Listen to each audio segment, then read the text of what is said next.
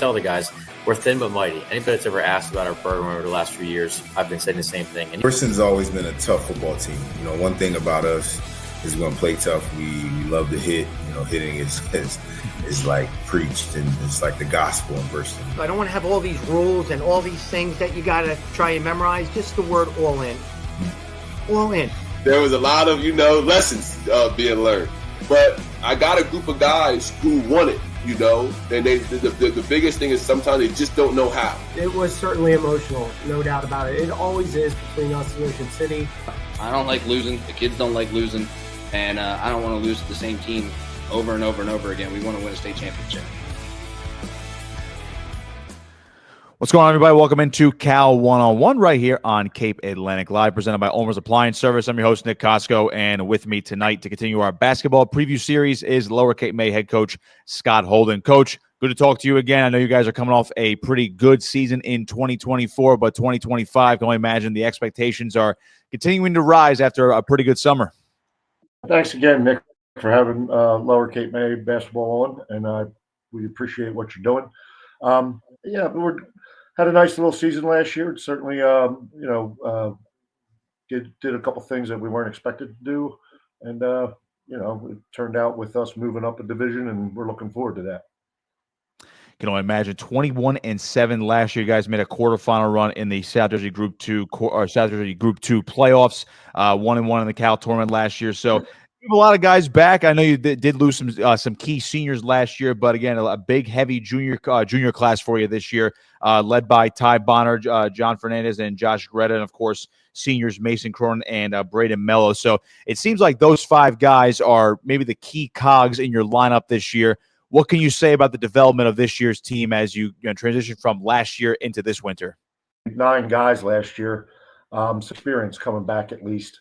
I don't want to say that we're not going to miss 3 guys that played 4 years of varsity basketball with the seniors that we lost. But I think we got to change some things around and everything, and we just got to get everybody on board and get that experience. When you talk about getting everybody on board, I know the team chemistry for you guys has been, I don't want to say hyped up, but obviously it's been one of your key parts of your team leading into this year. What can you say about this year's chemistry as you guys move forward ahead of the season opener next week? We really share the ball quite a bit, and it looks like it's seamlessly has crossed over from last year so far with the first couple scrimmages we've had. So it's that chemistry. There's also a defensive chemistry that we working on. That's the big thing that we're really stressing in practice. But as far as the guys playing, being unselfish and all that, it's still pretty much there and intact. When they're being unselfish, and I know you just alluded to defense in terms of building that up in terms of the basketball terminology. I would say.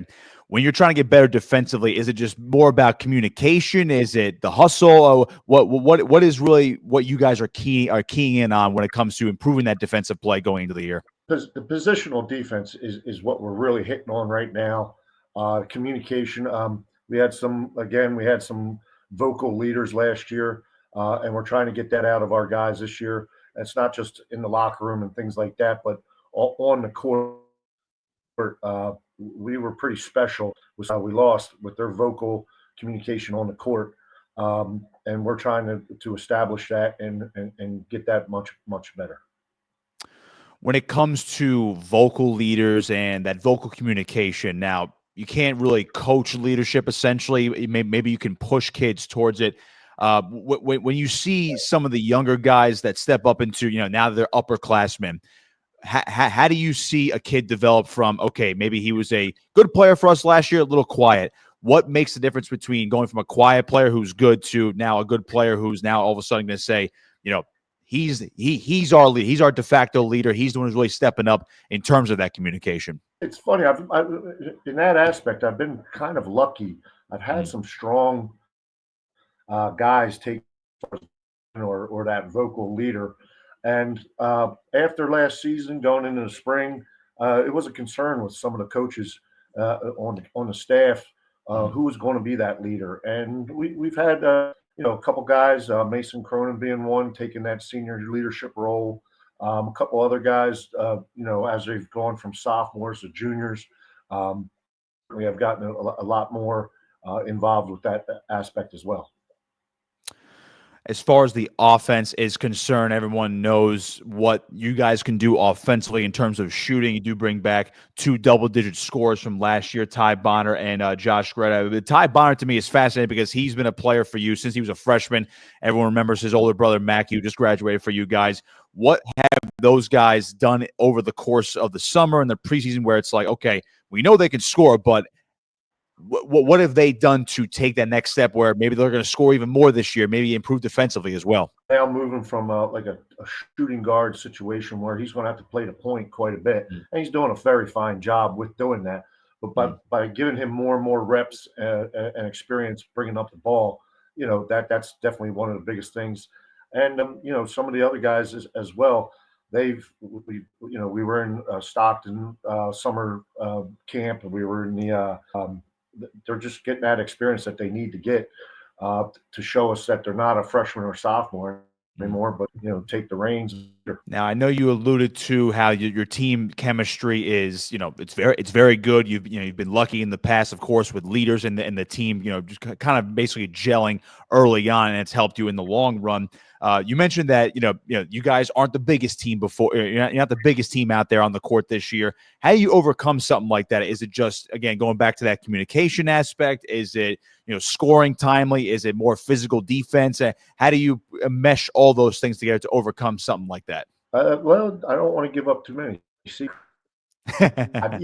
they're scrappy kids, and we have them with the mentality that you can be a heck of a rebounder just because you have heart. You want to do it. You need to do it because I think of our starting 6 guys, only one of them is 2. The rest I'm pretty sure, are under 6 foot. So it's rebounding by committee, it's defense by committee, it's pressure defense by committee, and like I said, they really bought into it last year, and it was a surprise even to myself that how well it went, and we're going to continue to go that route this year.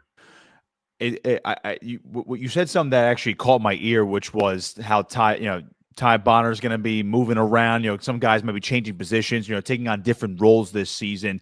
And you mentioned that scrappiness from your team. And again, without giving away too many secrets, have you noticed a shift in maybe your basketball philosophy or your basketball scheme over the past couple of years to adapt to kids who can basically play more than one position, but because of maybe a height issue this year, or maybe it's a depth issue another year? Have you noticed a shift in that basketball philosophy year to year?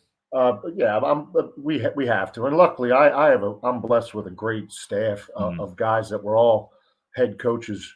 There's 4 of them that are on in our coaching staff that have coached 10 plus years at least as head coaches.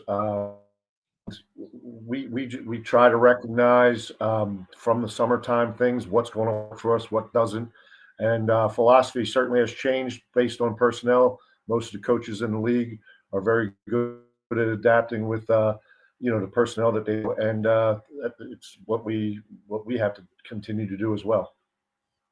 I'd be remiss if I didn't mention some of your newcomers that are going to be, more involved in the varsity lineup, whether they end up starting or they're going to be key role players for you guys. Cole Cedarlin and Ryan Mallon, 2 sophomore guards that you highlighted coming into the season.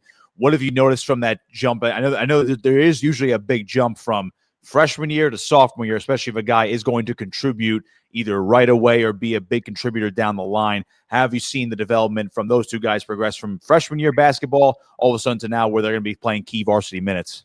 Yes, and we try to just add a couple things that will get them on the floor and help him and that team chemistry, and they're buying into that. Now, Ryan, on the other hand, he was out the entire year last year with a broken bone, and he would have played a lot for us last year.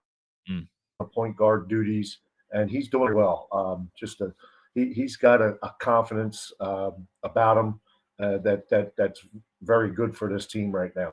I'm looking for a lot of things out of the two sophomores. It's great when young bucks can really step up into those key varsity roles, whether they're starters again, as I mentioned before, or coming right off the bench, being those good depth pieces. I wanted to go back to what you said about your staff, because you said you've been lucky with team chemistry, been lucky with such a great staff, a staff that has a lot of experience. So when you talk about your staff and see what your staff helps you out with when it comes to practicing, when it comes to game planning and scouting, what kind of credit do you give your staff? Considering you've been at Lower Cape May for quite a while, what kind of credit do you give to your staff and how they've been able to operate with you and the kids over the last 10 plus years? I joke around. I got a great staff that takes over different. You walk into practice, you won't know who the head coach is half the time. They're all allowed to talk. We all get together after practice, discuss what went on. So, we really do have a nice staff. I'm definitely happy about that. They all really, really are vested, and they enjoy it. A couple of retired guys that just love being in the gym, hearing the whistle, and it's a lot of fun.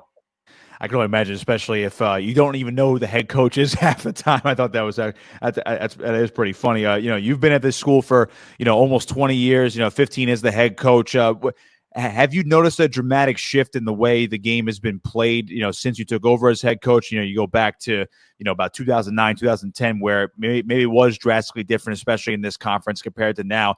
What have you noticed in your time at Lower Cape May, being one of the more established head coaches in the league? Being around for 20 years in the area, how the game has changed, and this comes up a lot. When I first came back from Florida in 2007 year, there were a lot of guys that were going to college, going to Division I scholarships and stuff like that. I think the league has gone from very, very elite teams that were always winning state titles, but I feel like it's kind of come together a little bit, and there's a lot more competition. It's a little more competitive, and makes for I've gotten to know a lot of these coaches in the league, and we have a lot of fun with it. Things we compete, and then we have a nice time, and I think we all respect each other, and what each coach brings to the camp. Without a doubt, it seems like there's a lot of, you mentioned your team chemistry. It seems like there's a lot of chemistry between all of these Cal basketball coaches, seemingly year to year, whether they've been around for 15, 20 years or they're only within the first 3 to 5 years of their tenure. So, Coach, I appreciate your time. I wanted to leave you here with this one, because, again, Lower Cape May, you guys did win 21 games last year. You have, a lot of guys coming back this year in terms of skill level, a lot of experience. Could be expected to contend for, the Cal, as well as making another run in South Jersey Group 2. When you look at, I guess, maybe, a bigger picture type of question, where you see the history of Lower Cape May basketball, you've seen highs, you've seen lows, but you've seen what this particular group can do on the court and how they've been developing off the court as well. What do you think this season could bring to the Lower Cape May fan base, the school? How do you see these big expectations, and how do you express that to your team when it comes to this upcoming season? Just the other day, we talking about it a lot. This team hasn't done anything. Keep reminding them we're not last year's team. This is their team this year.